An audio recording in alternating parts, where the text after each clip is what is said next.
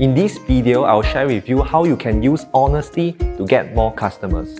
You have probably seen the news. A lot of aggressive advertising practices are being put on the spotlight and frowned upon by the authorities because of the use of big claims and huge promises that sometimes are too good to be true. In our space, marketers seem to think that the bigger the promise, the more exaggerated and outsized the promise and benefit that I make, the more customers I can attract. In fact, the opposite is true.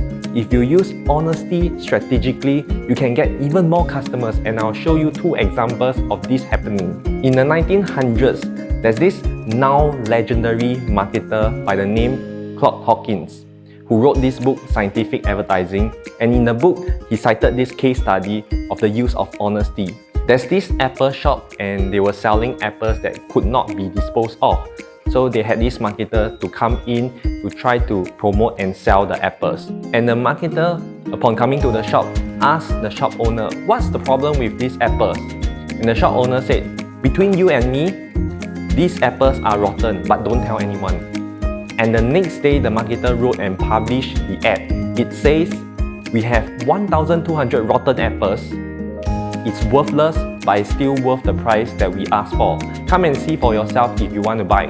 The shop owner was shocked and angry, but within the first day, the 1,200 apples were all sold out and he was very happy. So what happened was that Claude Hopkins used the principle of the reason why that is now famous in the advertising space.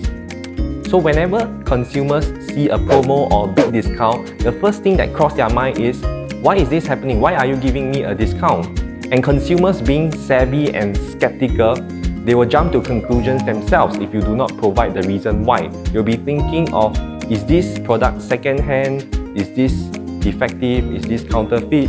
All consumers know that there is no free lunch, and if it's too good to be true, chances are it's not true.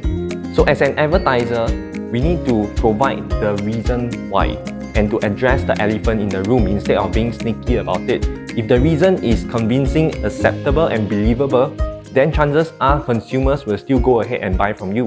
And the second example is that of Warren Buffett, who attracted a lot of investors by using honesty. In his 2012 annual letter to his shareholders, he actually started the letter by saying that we performed below the market for the 9th time, and that is super honest.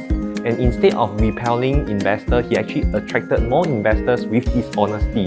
That is because truth is such a rarity in today's world. Most people believe in the mantra of fake it till you make it.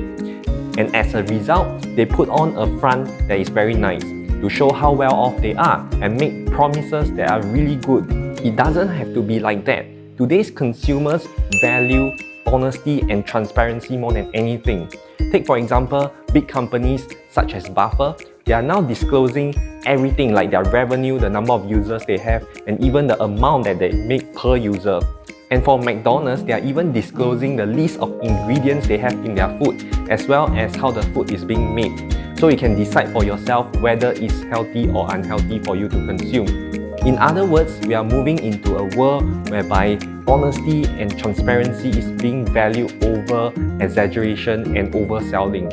So in your company, you can think about how you can share more about the things such as your process, prices, or your personality so that you can attract even more customers.